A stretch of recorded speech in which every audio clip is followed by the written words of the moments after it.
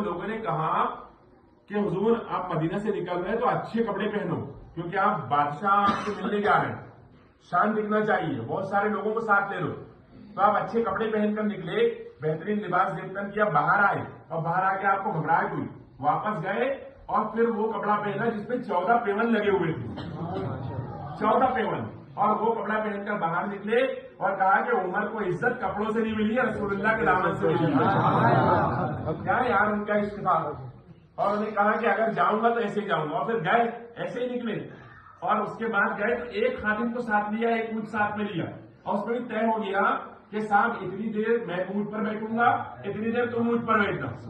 خادم کہتا حضور آپ بھی بیٹھ جاؤ، نہیں مسلمان ہو تم بھی، تم اتنی دیر بیٹھنا میں اتنی دیر بیٹھوں گا۔ خیر اتنی منزل پر وہ گئے، اتنی منزل پر گئے، چلتے چلتے جب بیت المقدس کے قریب میں پہنچے، ملک شام میں، یہ فلسطین میں جیسے ہی پہنچے تو وہاں پر خادم کی باری کی اونٹ پر بیٹھنے کی، اور عمر جو ہے تو لگام پکڑ کے کر رہے۔ جب چلنے لگے تو ادھر اسلامی لشکر میں آواز شروع ہوئی کہ ہمارے امیر آ گئے، ہمارے امیر آ گئے، نعرے ہوئے بلند۔ تو اوپر سے پادری عیسائی نیچے اترے، انہوں نے دیکھا کہ بھائی امیر آ گئے، کون امیر؟ تو کہا وہ سامنے ہمارا امیر ہے۔ تو عیسائی نے غور سے دیکھا پادری نے کہ چپٹا سا غلام جو ہے تو اس پر بیٹھا ہوا ہے، اونٹ پر بیٹھ کر کے چلا رہا ہے۔ یہ دیکھا عیسائی نے، پادری نے تو بولے یہ تمہارا امیر ہے؟ تو بولے نہیں یہ ہمارا امیر نہیں ہے، ہمارا امیر تو وہ ہے جو نیچے لگام پکڑ کے آ رہا ہے۔ کیا شانتی یار، لگام پکڑ کے آ رہے ہیں۔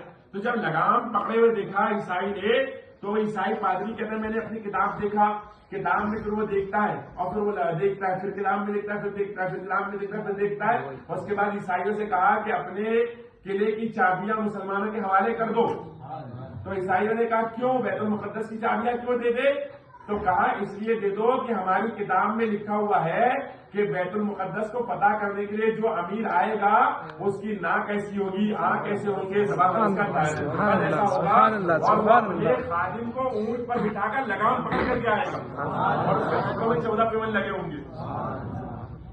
اور پھر حضرت عمر آئے اور اللہ نے ان کو جو ہے تو کامیابی، ایک آدمی بھی نہیں مرا اور بیت المقدس میں گیا۔ تو وہ جو رسول اللہ کے دامن کو پکڑے تھے اس کا صدقہ ان کو یوں ملا۔ آج ہم نے وہ چھوڑا، اس لیے پٹ رہے، چاروں طرف پٹائی ہو رہی ہے۔ خود سوچنے والی بات، واقعات سنتے تو ہیں ہم لوگ، عمل نہیں کرتے۔ دامن پکڑنے کو ایکسپلین کرتے سمجھتے، دامن پکڑنے کا معنی یہ ہے کہ رسول اللہ صلی اللہ علیہ وسلم کی اتباع کیا، ان کی اطاعت کی، کہ جو رسول اللہ نے فرما دیا اس کو ماننا، جس سے منع کر دیا چاہے کچھ ہو جائے اس کو نہیں کرنا، بس بات ختم۔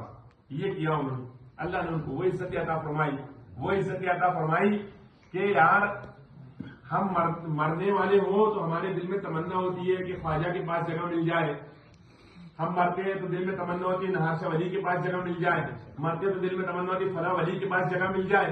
یار ان کا انتقال ہوا تو جگہ رسول اللہ کے پہلو میں مل گئی۔ کیا اللہ نے شان عطا فرمائی، ابو بکر اور عمر کو اللہ نے وہ شان عطا فرمائی کہ پہلو میں سلائے یار۔ وہ کسی نے کہا تھا نا کہ نام آتے ہی ابو بکر عمر کا لب پر، ارے تو بگڑتا ہے، تو بگڑتا ہے وہ پہلو میں سلائے ہوئے ہیں۔ تو بگڑ رہا ہے، وہ تو پہلو میں سلا کے رکھے، اور پہلو میں ایسے ایسے کو سلاتا آدمی، رسول اللہ نے سلایا۔ اسی پر مجھے یاد آیا، ایک شیعہ صاحب تھے، ان سے ہماری گفتگو ہوئی تھی ایک مرتبہ۔